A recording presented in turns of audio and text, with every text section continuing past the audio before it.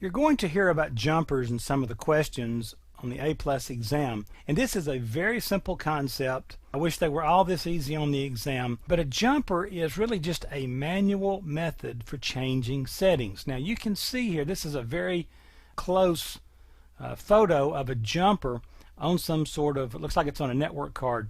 But notice we have these pins arranged. Here's 2 pins, here's 2 pins, here's 2 pins, and here's 2 pins. Now if you'll notice, etched on the board, there's different etchings going to different ones of these pins, right?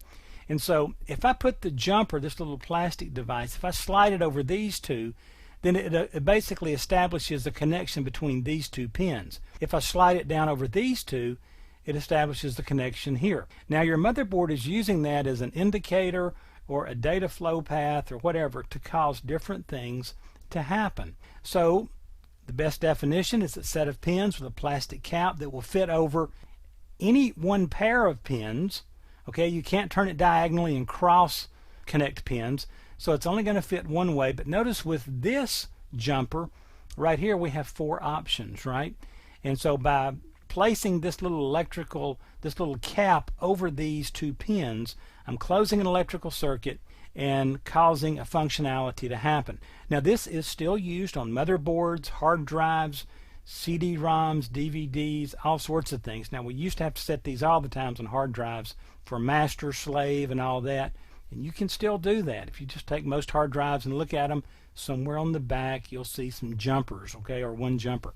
Now this is also, watch for this on the exam, a jumper is used to reset or clear the CMOS password. If you put a password on the CMOS in the BIOS, and you need a password to start the machine, or you need a password to get into BIOS, anything like that, and you need to reset that, and you may see that scenario on the exam, the answer is a jumper.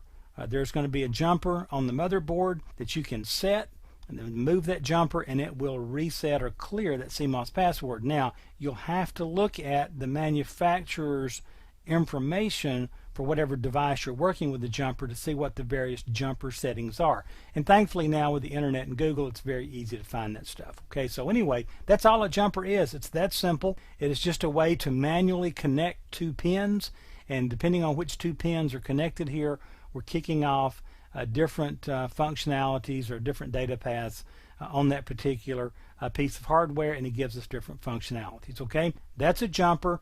Make sure you remember this portion about resetting or clearing the CMOS password. A jumper is how we generally do that.